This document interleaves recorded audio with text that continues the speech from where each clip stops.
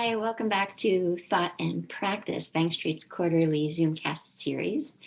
My colleague Margie Brickley is on sabbatical, so I'll be hosting the next two episodes solo. I'm wishing Margie all the best of luck with her research. Today's episode focuses on the question of how to build community at the start of a new school year during these particularly unusual times. Many teachers will be stepping back into school buildings after 18 months away with varying degrees of comfort about that decision. And many children will be reacclimating to life in busy classroom environments with all of the social and academic demands that entails. A lot of questions remain about how children and teachers have been impacted by this time away from school communities. Some may come back really ready to dive in, and others may be more reticent and will need time and reassurance to feel safe at school during a pandemic. There are many members of the Bank Street community that are reflecting on this question, but two of them really focus their professional work on the unique challenge of building community. So we thought it would be interesting to put them together for conversation.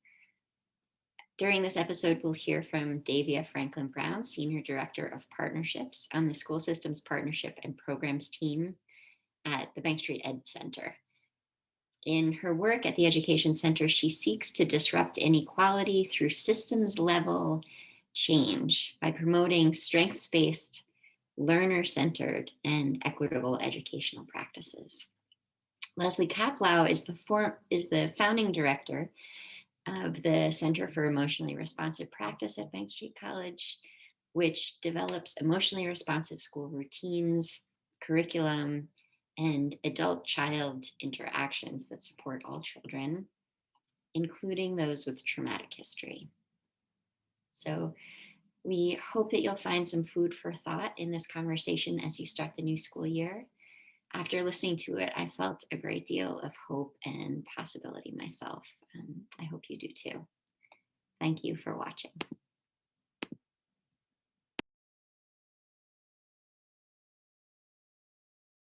Hi, Lesley. How are you today? I'm good. Hi, Davia. How are you? I'm good. We're going to, I guess, start with an introduction of ourselves, and then we'll just begin. So, good afternoon. I'm Davia Brown Franklyn, and I'm Senior Director of Partnership at the Bank Street Education Center.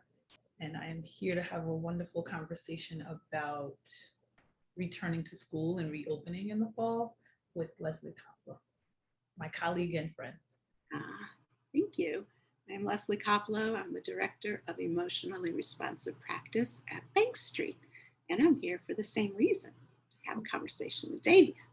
And so when we were thinking about having this conversation, there were so many different directions that we could take this moment. And so I think Lesley had a wonderful idea that we could kind of play around with. Okay, so we're going to pretend, which people who know me know that's my favorite thing to do. We're going to pretend that we could create a coming back to school scenario that we think would be right for this moment in time. I love the idea of that. It actually got me excited. I was like, oh my gosh, are we starting with staff? Are we starting with the kids? Are we starting with families? How might we create this space to welcome folks back? So I'm thinking this would sort of be an umbrella for all of the contingents that you mentioned, that in order to welcome people back in an authentic way and in a therapeutic way, we can't pretend that it's just a regular old school year. Mm-hmm. Like, okay, everybody get in line and do this and do that. We have to acknowledge that it's a comeback from a year like no other, so that everybody is in good company with that reality that that we're going to help hold instead of push out of the building. Yeah, no, I think that's important. Making space for all of the feelings that are going to come with, the excitement to come back to school, but also the worry that is also coming back to school. Um, and then the reality that this was a really hard year on so many levels and for so many people. And so making sure whatever that first experience is when the teachers walk through the door is one in which we celebrate, but also make space for them to just share and talk and really kind of connect on a more personal level. Absolutely. I think if we don't do that for teachers, they can't do that for children. Yeah. And I think it's going to be really important that we kind of make the space um, safe for folks to be able to be vulnerable. We know that can be difficult. And so maybe work with the leaders to really think about how they create those conditions so that the space is safe for what may come up, you know? I think probably a lot of principals are more focused on the physical safety aspect, COVID wise. And that I think they have some experience with because some children did come back to school Right. in the spring. But the emotional safety component, I think, is going to be much, the need for it is going to be much bigger when everybody comes back. Yes. Because the people who didn't feel comfortable coming back in the spring didn't. But now it's sort of the thing, everyone has to come back. Right. So all of that ambivalence and anxiety will probably come back with them. Yeah, there's an acknowledgement that the actual physical safety is important, but the emotional and psychological safety is just as important. And trying to slow everyone down so that we attend to that. That's not going to be an easy feat, but I mean, this is our school, right? So Yeah, we get to make it the way we get to make it in the way that we would like to do it. So yes, we could take it slow. Yeah. So let's pretend we have a retreat for staff at the beginning, and the people who were teaching remote and the people who were teaching in person work in partners, and they make something that symbolizes their experience for what it was like when they were, whatever they were doing, whatever they were doing it. And then we come back and everybody shares out what that would look like or puts those projects together, which is like a collective symbol of the community's place, you know, where they've been in, where they're joining, what's in the building. Yeah. I think that'd be powerful. That also makes space for whatever discourse folks might have been feeling when you kind of unpack that, where, you know, some folks didn't want to be in the building and they had to be in the building. And some folks would have liked to have been home. But either way, we made space and we can quietly observe what we see in those collages. And then we could kind of unpack that and have some real conversation. We could also talk about how this kind of experience would be important for kids to have, you know, and families to have. So like what we're doing is something that can be paralleled and modeled so that kids could also have that experience. If I have been home, no, let me go the other way. If I've been in school and wish I had been home and feel like some resentment because other people got to stay home, but if I see their artwork and see the feeling of what it was like to be home, which is a double-sided coin, then I might have some empathy for what that was like that I might not have had before. And that would go for children as well. That everyone always wants what the other person has, basically. So there's something I think that would set a nice stage or a path to reconnecting if we do that in our pretend school. Yes. And we potentially could identify some themes that we're seeing across both environments. Yes. Right? So whether you were home or whether you're at school, the idea of community or the idea of family or the idea of safety, Yeah. those things may, may resonate. So many teachers who are home talked about being isolated, but so many teachers who were at school talked about being isolated because they couldn't be with their colleagues. They could only be with whoever was in the room with them if there was another adult in the room with them.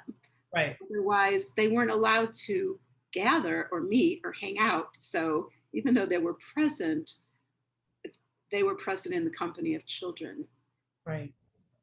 Yeah, I think that really speaks to the importance of relationship and making sure that everyone feels connected and has someone that they are, I won't say tethered to, but that's their person. That's their person. And I think we always talk about making sure kids have that so that they have that attachment.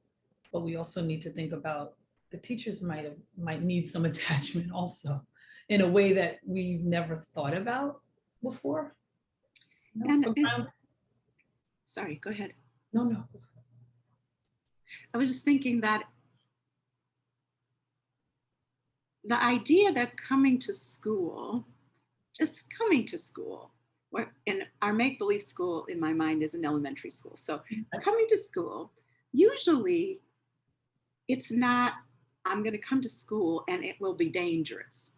It could be dangerous. It is dangerous. It might be dangerous. Right. That's not like when you're teaching elementary school, you usually don't raise your hand it's not like you're decide to be a firefighter. It might be dangerous. You're a teacher, little kids come to school. But last year, it was dangerous and it might still be. And that is a whole different, that pulls something different from the people who are present. And it makes them hold something different. And I'm not sure what I want to say about that or what we should do with that, but something, because it's too much, it's too distinctive and heavy and different than typically is the case. Yeah, I mean, it could go in a few ways. I mean, I feel like when I hear you say that, maybe having that conversation in a whole group with the teachers, and getting their input as to, well, how do we make space for those feelings that kids will have? Or maybe connecting to, we did collage, we just did art. Could we use art as an expression? Could we do journaling as an expression? Could we find some books and do some book therapy in the same way? Like maybe there's a way that we connect those feelings to characters, and then we talk about, well, what do the characters do as a strategy to support themselves, and how do we do? Yes, of course, we could definitely bring in our teddy bear. We could do that. Yeah, but just thinking about ways to acknowledge that those feelings are different from our normal school year, and we want to make space for that. And then we also want to still think about the instruction, right? And so the instruction in the way that I feel like we're creating is that the social and the emotional and the academic are like this, right? They're not separated out into like, oh, we're going to talk about SEL. Now we're going to talk about math. Now we're going to talk about, no, we're saying we want an integrated approach to how we do this. Yeah. And we want to make sure that we're in the right developmental place for whatever children that we're with, because we don't want to overwhelm kids and make them feel powerless. Yes. Like, uh-oh, you missed a whole year and a half of school, so now you have to go. Right. We want to wait.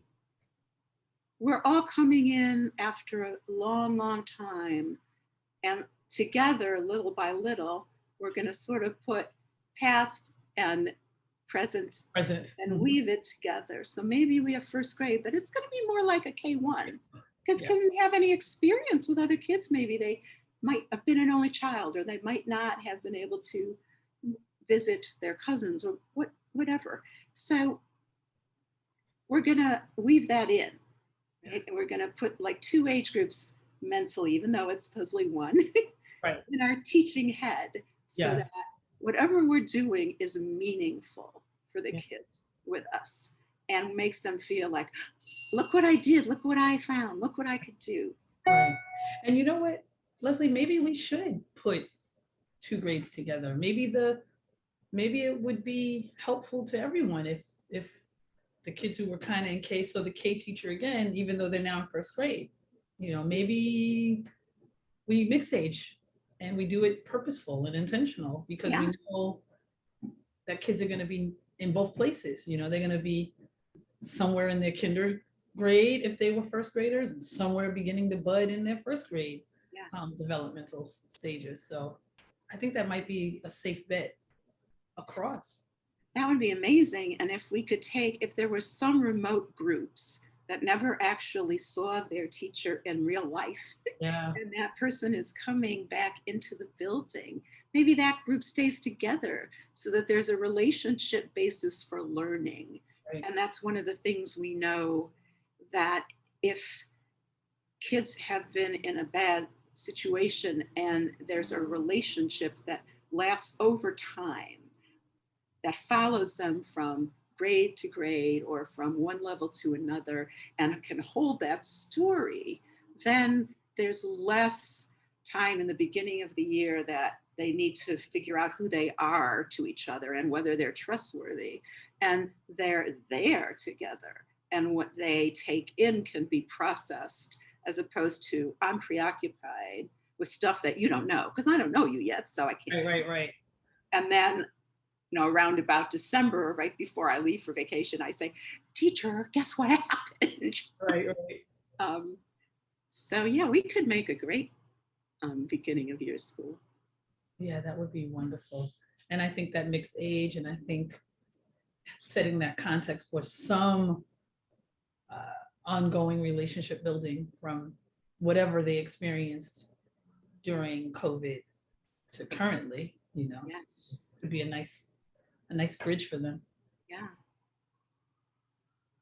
It also could help with the conversation around accelerate. Yeah. Because if the teachers get to have a conversation with each other about what they did and what they prioritize, then the conversation could be around, here's where we are, let's pick up and grow from here. Yes. Right? As opposed to let's try and push it all on them.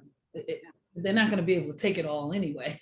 So let's just be thoughtful about the development and thoughtful about where we left off and where we'd like to go and what needs to happen, right? Yes. We want to hold, if they're again in first grade, we want to hold the first grade standards, but we also want to deal with the fact that we still have kinder behaviors and activity at times, right? I was doing research about this and I found this great little paragraph that, would you like to hear? Yes, please. Right, now I have to find it. Okay, so this was schools that had stopped because of like natural disaster, like hurricanes and tornadoes and stuff. So for a long time, nobody was in school. And they did a study of the response of children, in disaster, have found that indications of learning loss persisted for years after long period of school disruptions, when expectations were heightened upon return to school. But learning loss was ameliorated when expectations and level were adjusted to account for children's time away from school. Wow. Right. And that makes total sense. Yeah. And I wish everybody in the whole school system or country could do that. read that. That's the author is Kathenberger. It came out this year. No, that's a really important piece to understand, is that sense of heightenedness that I think a lot of people are going back into school with next year. We don't want to have that in our school environment, because it can paralyze you. The fact that you got to learn, you got to get all of kinder, you got to get all the first, and you got to be ready for whatever's coming next. That's a lot of pressure. That's a lot of pressure. And it's a lot of pressure on the teachers and on the kids and on the families, because everyone's feeling it. Yeah. And that paralyzing is the word, because it literally paralyzes If there's too much stress and too much pressure, it makes it impossible for kids to think deeply. All it does is get them anxious and sort of like on guard and on alert. And it's impossible to think deeply when you're that stressed. So anything we could do to de-stress classroom life, acknowledge and hold what's been going on, can be like, huh. And then that smart little kid is able to take stuff in and to remember and to feel empowered by it. Yeah. Yeah. No one works well under pressure, right? You cannot do your best when you're like, is that right? What else do I have to do? All right, I'm behind. You know, that feeling, the kids shouldn't feel that. Even though the adults are having those conversations, I don't believe that that's going to be healthy for the kids. And that doesn't mean that we don't still have expectations that we set high for them, you know, and that we don't believe that they can do the best that we put in front of them. But it's more about acknowledging that they learned different things last year, right? For those kids who were at home, Yes. They didn't do anything. Right. They learned a lot of things. Yeah. You know, it was just different knowledge. Yeah. And we have to tap into those funds of knowledge that kids, if they were with their grandmothers or if they were with their families and they learned how to make tortillas, or if they learned how to bake. My daughter learned how to do baking without the measurements, and she's not a math head, but she feels confident, like, nope, I can make those brownies now. I can make those muffins now. Yeah. And that might not seem like a lot, but that was a lot for her. And that knowledge is still important. And I think for us to make sure our teachers tap into the funds of knowledge that kids have and that families have, so that what they bring into the classroom is honored, and that we just keep tapping into that and growing from that place, as opposed to putting that on the side and discounting it and saying, okay, now we got to get back to fractions. It's like, we did fractions. I did fractions when I was baking that cake. I had to double that recipe. I had to do half because not everybody was having cupcakes. Like, we did do fractions. It just looked different. Yeah, absolutely. What they know has to count, and what they did has to count. And there has to be a bridge between that learning and the learning that will happen in our school. Yeah. And it can't be that the first few weeks of school, we are all attuned and emotional. And then it's like, oh, we did that. Now we're doing math. No, we have to do, both of those are ongoing. And yes. Yeah, we have to hold on to it for much longer than, you know, in most schools you have the September is the month of transition. right. Then we get to work. No, we need to, Right. First part of the year is transitions, and we are already at work. Yeah. You know, like, we really feel like we are working and honoring and making space every step of the way. Yeah. That would be really important for us to do that. One of the things that we do a lot of in ERP is using literacy to reflect what we're hearing and seeing developmentally and in terms of what kids have experienced and are bringing into the room, so that we're reading to kids about where their head and their heart already are, which has an amazing power to heighten attention as well as retention, because you're not distracted by what's going on for you. You're engaged by what's going on for you, as well as creating a community, because other kids are hearing, and then there's conversation and writing and all that. So it's not an either or. It's a weaving, basically, of the two. Yeah, and it's also not an easy thing for teachers to do when they're not used to working in that way. That's So right. we're saying it as if it's so simple to do, and we know that it's challenging, but there has to be intentionality. And I believe the leaders, you know, a lot of our work in the Ed Center is really around helping the district to help leaders create spaces for teachers to do high quality professional development and experience that, so that they learn some things with us and then try those things out.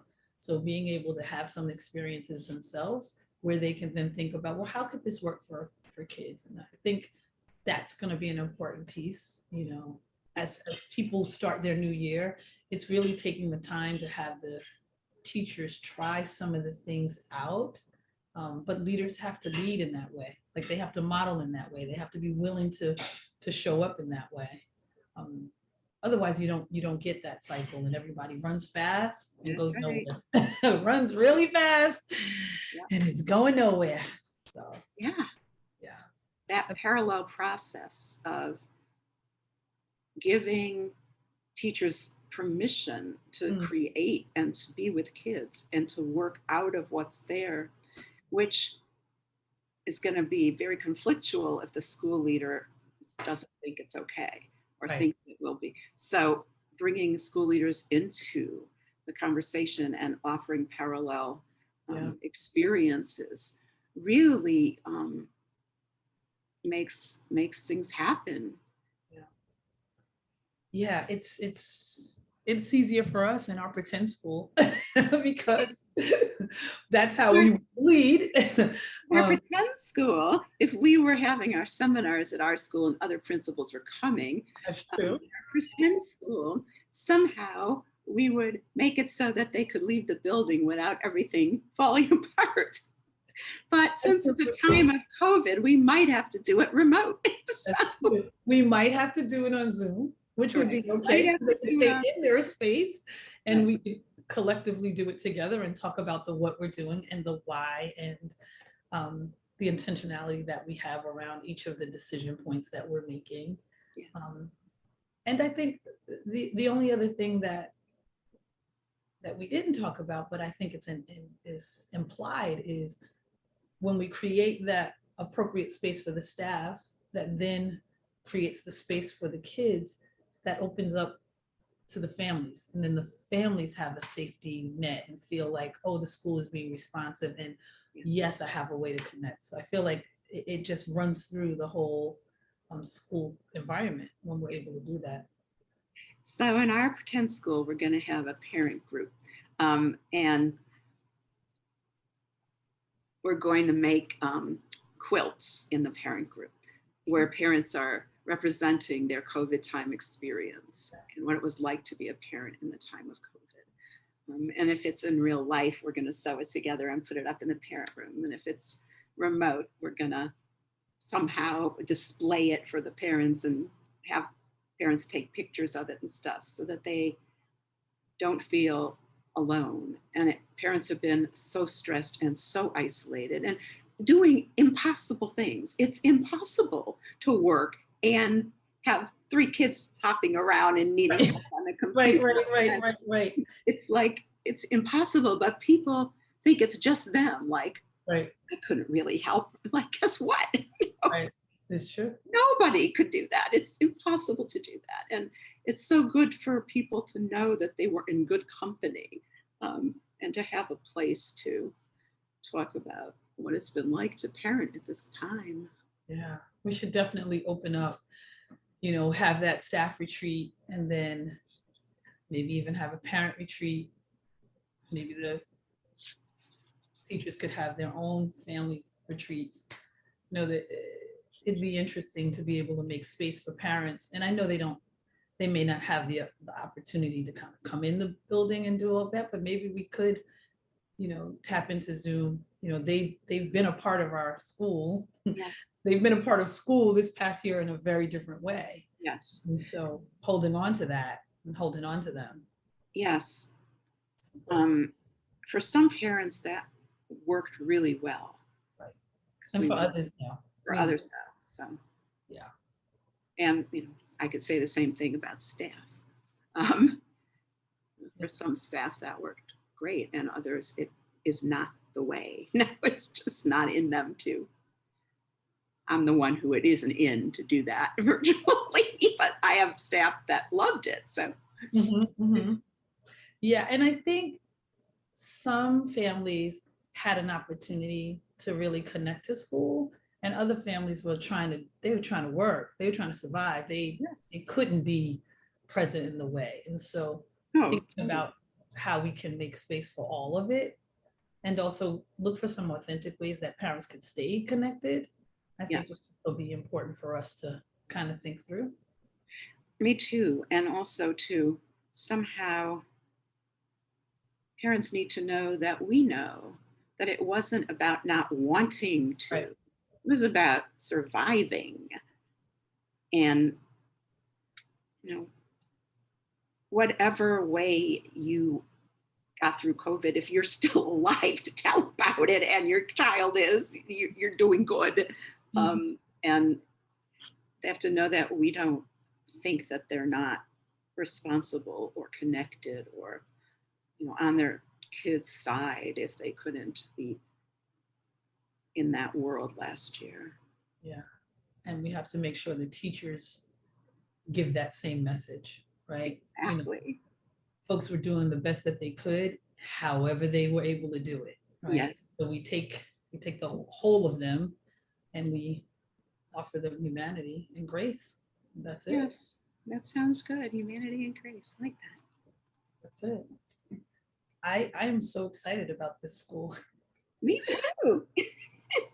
I think it would be great, and I think we could also still be learning from the experience and growing and documenting and just thinking about how we tell our school story, and how we tell our individual stories, but then we have a collective story to tell. And it's just an easier way to transition back to a new school year, a hard school year.